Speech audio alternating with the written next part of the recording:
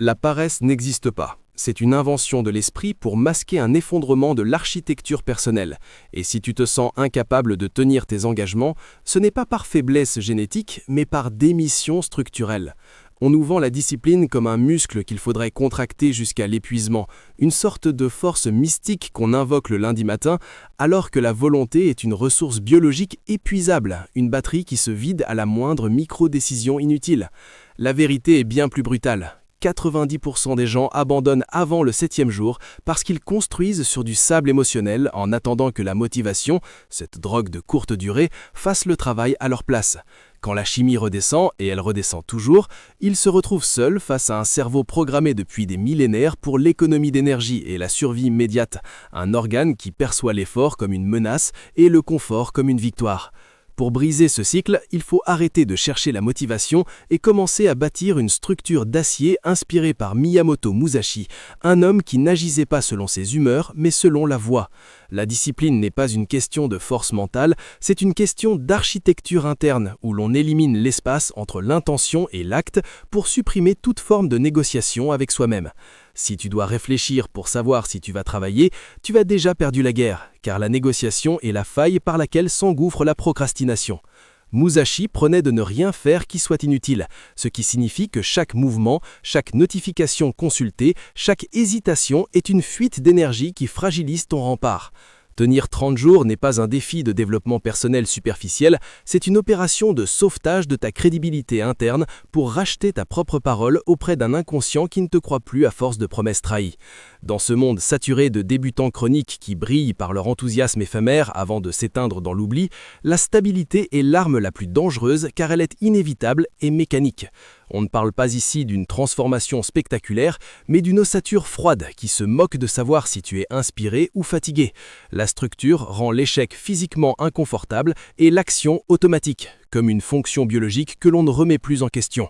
C'est en devenant ce point fixe, cette source de densité inébranlable capable de produire la même intensité dans l'ombre totale que devant une foule, que l'on finit par capturer le flux du succès. Le monde est naturellement attiré par ce qui est solide, et celui qui continue quand tous les autres s'arrêtent finit par posséder un avantage déloyal, parce qu'il ne dépend plus d'une pile chimique, mais d'une loi qu'il a lui-même gravée dans son quotidien. Ne cherche plus à être motivé, cherche à être immuable, car dans un monde où tout le monde commence, celui qui continue devient la seule structure capable de supporter le poids de la victoire. L'effondrement de tes objectifs n'est pas un accident de parcours, c'est le résultat logique d'une toxicité invisible qui ronge ton système dès la première seconde de ta journée. La cause première de cet abandon massif est la pollution décisionnelle. Tu commences ta journée en puisant dans ton stock de volonté pour des futilités, en négociant avec ton réveil ou en filtrant des notifications inutiles, si bien qu'au moment d'affronter la friction réelle de ton travail, ta batterie mentale est déjà à plat. Ton cerveau, ce processeur ultra efficace, détecte alors un déséquilibre entre l'énergie restante et l'effort demandé. Il déclenche alors immédiatement le protocole de survie que tu appelles paresse pour te forcer à l'inertie.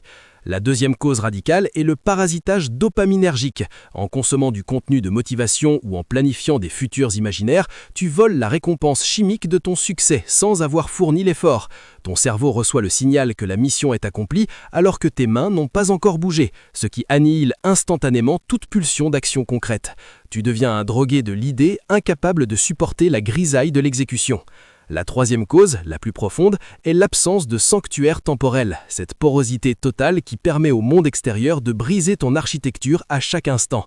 Sans une règle de fer qui sanctuarise ton temps, tu n'es pas un bâtisseur, tu es une cible. Musashi ne laissait jamais l'adversaire dicter le rythme du combat, pourtant tu laisses ton téléphone, tes doutes et les urgences des autres dicter le rythme de ta vie. Cet effondrement est aussi nourri par la rupture du contrat interne. À force de te promettre des changements que tu n'honores pas, tu as créé une dissonance cognitive où ton esprit ne croit plus à tes ordres.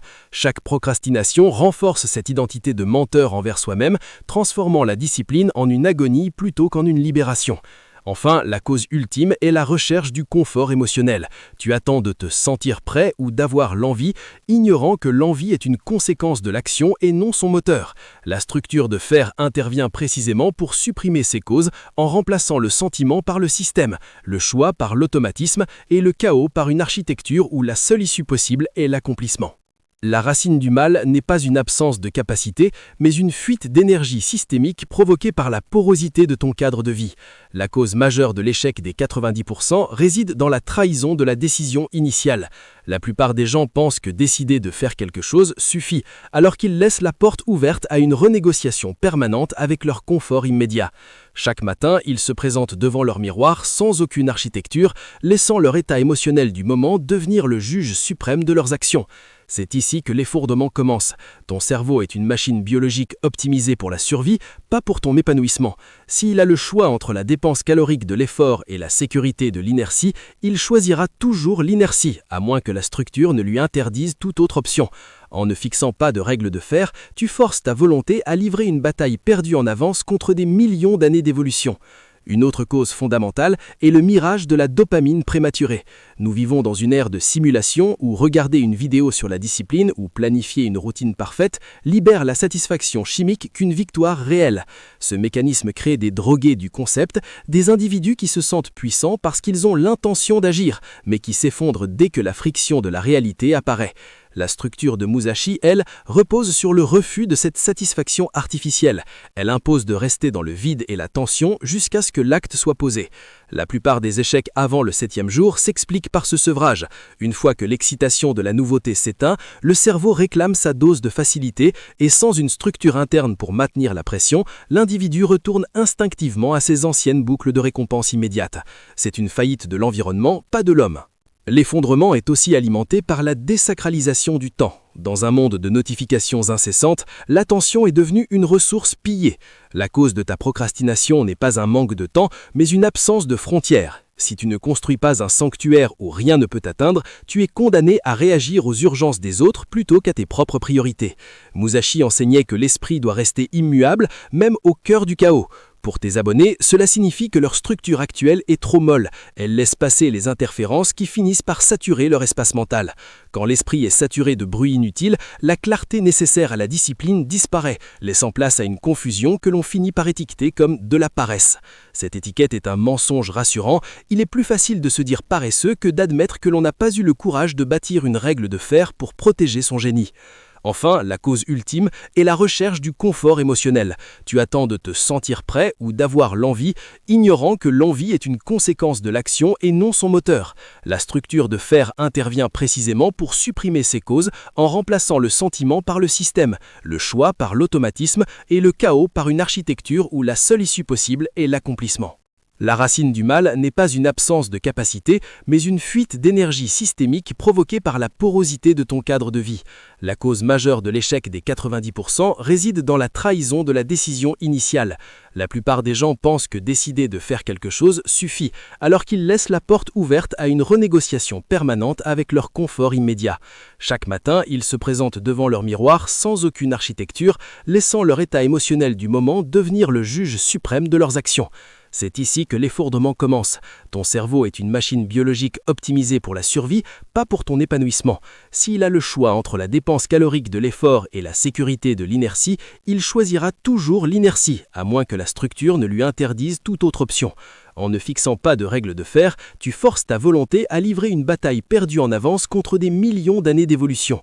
Une autre cause fondamentale est le mirage de la dopamine prématurée.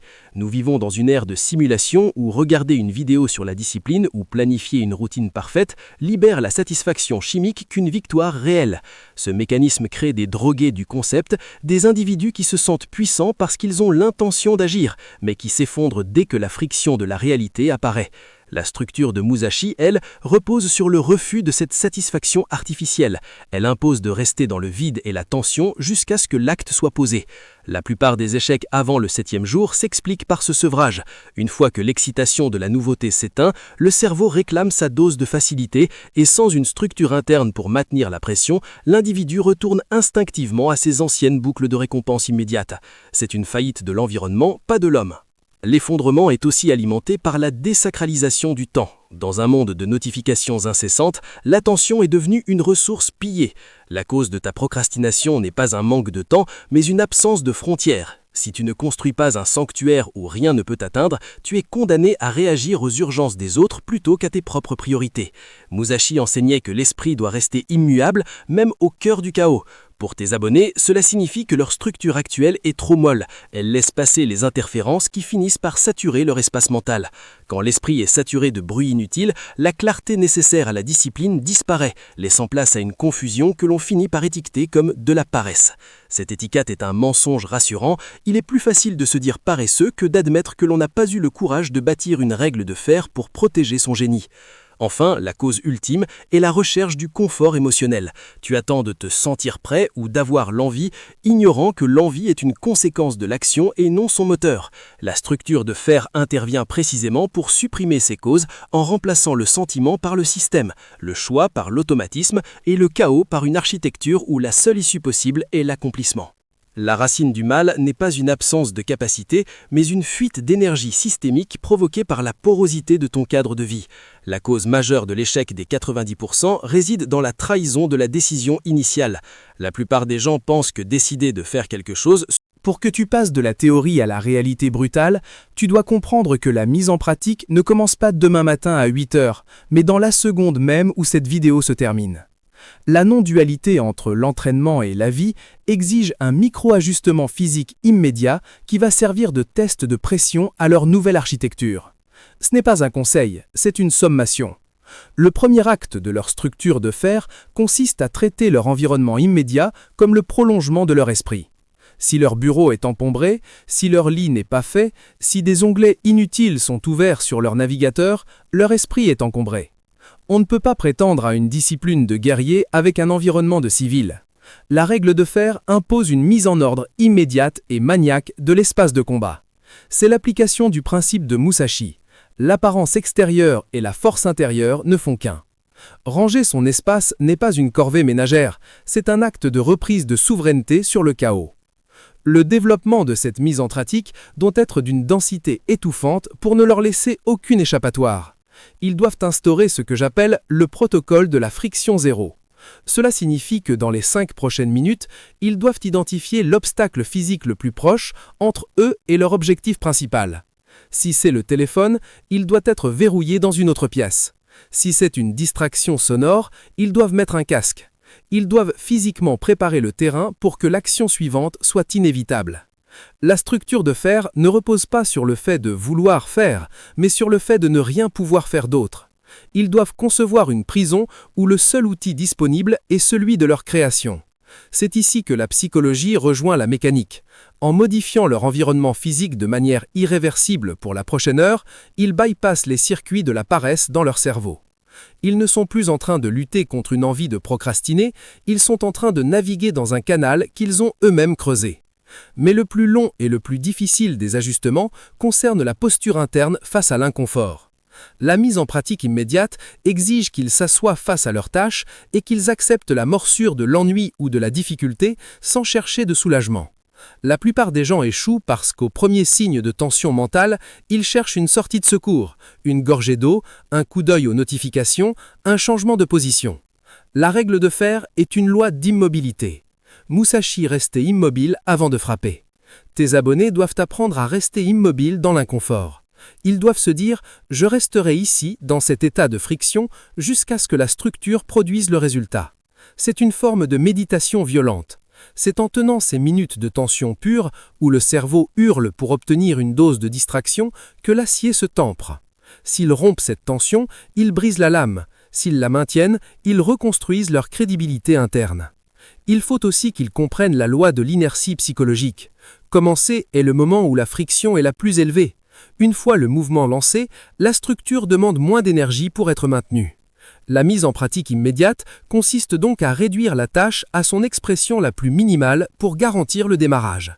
S'ils veulent écrire un livre, qu'ils écrivent une phrase. S'ils veulent coder, qu'ils ouvrent l'éditeur. Mais ils doivent le faire avec la solennité d'un rituel sacré. Ce n'est pas juste une petite étape, c'est le premier pas d'une marche forcée de 30 jours. La longueur de leur succès futur dépend de la densité de ce premier geste. S'ils traitent ce démarrage avec légèreté, leur structure sera légère. S'ils le traitent comme une question de vie ou de mort identitaire, ils bâtissent un monument. Enfin, la mise en pratique se termine par le verrouillage de la sortie. Ils doivent s'engager, pas envers toi, pas envers leurs amis, mais envers leur propre architecture, à ne pas dormir ce soir tant que le premier bloc de 90 minutes n'a pas été honoré. Pas d'excuse de fatigue, pas d'excuse de timing. La structure de fer ne se moque pas de l'heure qu'il est. Si le système dit qu'il faut produire, on produit. C'est cette radicalité qui va terrifier les 90% et attirer les 10% restants. Tu ne leur proposes pas un mode de vie plus productif, tu leur proposes de devenir des machines de guerre stables. La vidéo s'arrête, mais leur structure, elle, doit commencer à battre comme un cœur mécanique. La paresse est morte, la structure est née. Le reste n'est qu'une question de temps et de répétition. La différence entre la discipline subie et l'architecture souveraine. La plupart de tes abonnés voient la discipline comme une force externe, un flic mental qui les surveille et les punit. C'est pour ça qu'ils échouent. On ne bâtit rien de durable sur la peur de soi-même. La structure que tu leur proposes, c'est de devenir l'architecte et la prison en même temps. Musashi ne fuyait pas le chaos, il l'ordonnait. Développer sa structure, c'est comprendre que chaque seconde de ta vie est une brique. Soit tu la poses avec précision pour construire ton temple, soit tu la laisses traîner et elle devient un obstacle sur lequel tu vas trébucher. Il n'y a pas de terrain neutre, le vide n'existe pas. Si tu n'occupes pas ton temps avec une structure de fer, le chaos l'occupera avec de la paresse, du doute et de la distraction. C'est une loi physique de l'esprit. Il faut également développer la notion de mécanique du mépris. Ton message doit apprendre à tes abonnés à mépriser leur propre confort. Le confort est un anesthésiant qui tue l'ambition à petit feu. La structure de fer est une machine à produire de l'inconfort volontaire. Pourquoi ? Parce que c'est dans la fournaise de l'effort que l'identité se forge. Quand tu imposes à ton corps de rester assis et de produire alors que chaque fibre de ton esprit veut scroller sur un écran, tu ne fais pas que travailler sur un projet, tu es en train de recabler ton système nerveux. Tu es en train de dire à ton cerveau que ses pulsions animales n'ont plus le droit de citer. C'est une insurrection biologique. La paresse est la voix de ton ADN qui veut que tu restes immobile pour économiser de l'énergie en vue d'une famine qui n'arrivera jamais. La structure est la voix de ta conscience qui veut que tu domines ton époque. Ces deux forces sont en guerre totale. Si tu ne choisis pas ton camp par une structure rigide, ton ADN gagnera par défaut. Un autre point crucial à densifier est la valeur du silence structurel. On vit dans une époque de bruit permanent où tout le monde veut des résultats sans supporter le processus. La structure de fer exige un silence monacal. Musashi passait des années à polir sa technique loin des regards. Tes abonnés doivent comprendre que leur besoin de parler de leur projet est une fuite de gaz. Chaque fois qu'ils disent « je vais faire ceci », ils libèrent une partie de la tension nécessaire à l'action. Ils reçoivent une validation sociale gratuite qui court-circuite leur besoin de réussir vraiment. La règle de fer impose de se taire et de laisser la structure parler à leur place. La densité d'une vie ne se mesure pas à ce qu'on annonce, mais à ce qui reste debout quand la tempête passe. Tenir 30 jours dans l'ombre sans rien dire à personne, sans poster de story sur son grind, c'est la forme ultime de la puissance. C'est là que la crédibilité interne devient indestructible, parce qu'elle ne dépend pas de regards extérieurs. Enfin, il faut parler de la beauté de la répétition monotone. La société moderne a horreur de l'ennui, pourtant c'est le berceau de l'excellence. La structure de fer transforme la répétition en un art martial. Faire la même chose à la même heure, avec la même intensité, jour après jour, c'est ce qui crée la maîtrise. Musashi a répété le même coup de sabre des millions de fois jusqu'à ce que le geste ne soit plus celui de lui, mais celui de la voix. Pour tes abonnés, la paresse est souvent juste une allergie à la monotonie. Ils veulent de la nouveauté, des hacks, des méthodes miracles. Ils doivent comprendre que le miracle, c'est la constance. La structure est le rail qui permet à leur train d'avancer malgré la fatigue. Un train ne se demande pas s'il est motivé, il suit les rails. S'ils construisent ces rails de fer dans leur vie, ils n'auront plus jamais besoin de se demander s'ils ont de la force mentale. La force sera dans le système, pas dans l'individu. Et un système bien conçu est par définition inépuisable. Le pilier suivant, le plus sombre mais le plus nécessaire, est celui de la gestion chirurgicale de l'échec. La plupart de tes abonnés s'effondrent au premier accroc parce qu'ils ont une vision romantique et fragile de la discipline. Pour eux, un jour manqué est une trahison totale qui justifie l'abandon définitif. C'est une réaction d'enfant. Dans une structure de fer, l'échec n'est pas une émotion, c'est une donnée technique. Musashi ne s'apitoyait pas sur un coup de sabre raté, il analysait l'angle, la posture et il ajustait instantanément son architecture pour le coup suivant. Si tes abonnés ratent un bloc de travail, ils ne doivent pas s'excuser, ils ne doivent pas se lamenter, ils doivent auditer la faille. Qu'est-ce qui a percé la structure ? Est-ce une intrusion extérieure, une faiblesse biologique, une mauvaise gestion de la veille ? L'échec devient alors le ciment qui renforce le mur. La structure de fer intègre l'erreur comme une pièce du puzzle. Chaque jour raté sans abandonner est une brique de résilience que le motivé n'aura jamais. Il faut leur apprendre à être des ingénieurs de leur propre vie, pas des juges de leur propre moralité. Un autre pilier fondamental est la loi de la désensibilisation à l'effort. La paresse prospère sur l'hypersensibilité à la fatigue et à l'inconfort. Tes abonnés sont devenus douillets.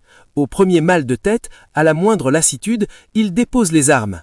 La structure de fer agit comme un entraînement à combat. Elle cherche la confrontation délibérée contre la difficulté pour relever le seuil de tolérance de l'esprit. C'est ce que Musashi appelait le corps de roche. En s'imposant des règles inflexibles, tes abonnés cessent de percevoir l'effort comme une souffrance pour le voir comme une simple dépense d'énergie. Ils doivent atteindre ce point de neutralité où travailler dur ne leur demande pas plus de courage que de se brosser les dents. La structure finit par anesthésier la partie du cerveau qui crie « c'est trop dur ». Quand l'effort devient une habitude mécanique, la paresse n'a plus de prise sur le réel. Elle ne devient qu'un bruit de fond lointain et inoffensif. Il faut aussi ériger le pilier de la souveraineté par le refus. On ne bâtit pas une structure de fer en disant oui à tout, mais en disant non à presque tout. La paresse est souvent le résultat d'une surcharge d'engagements inutiles qui disperse l'attention. La discipline de Musashi est une discipline de l'élageage radical. Tes abonnés doivent apprendre à détester les opportunités médiocres, les conversations vides et les divertissements de masse. Chaque oui donné à une futilité est un non hurlé à leur destin. La structure est une forteresse, et une forteresse dont les portes sont toujours ouvertes n'est qu'un moulin. Ils doivent devenir des extrémistes de leur temps, des paranoïaques de leur focus. Ce n'est pas être asocial, c'est être focalisé. C'est comprendre que pour appartenir au cercle des 10%, il faut cesser d'agir comme les 90%. La conclusion n'est pas une fin, c'est le scellement définitif de ton nouveau contrat interne. Si ce que tu viens d'entendre a créé une résonance, une vibration ou même une colère en toi, c'est le signe que ta structure endormie cherche à se réveiller. Ne laisse pas cette énergie s'évaporer dans l'oubli du défilement infini. Lâche ce pouce bleu, non pas pour l'algorithme, mais comme un ancrage physique, un signal que tu envoies à ton cerveau pour valider que tu as accepté cette confrontation et que tu es prêt à briser ton ancienne identité. Abonne-toi immédiatement pour ne pas laisser le chaos reprendre le contrôle de ton flux d'informations. Assure-toi que ton environnement numérique soit le reflet de l'architecture que tu bâtis. Ta voix a une densité. Écris ton avis en commentaire. Ne te contente pas de consommer. Produis une pensée, une affirmation ou partage la règle de fer que tu vas instaurer dès la fin de cette vidéo. C'est le premier pas pour sortir du silence des 90% et entrer dans la lumière de ceux qui agissent. Ce que tu écriras ici sera ton premier engagement public envers ta propre structure. Le monde appartient à ceux qui ont le courage de devenir prévisibles pour eux-mêmes. La paresse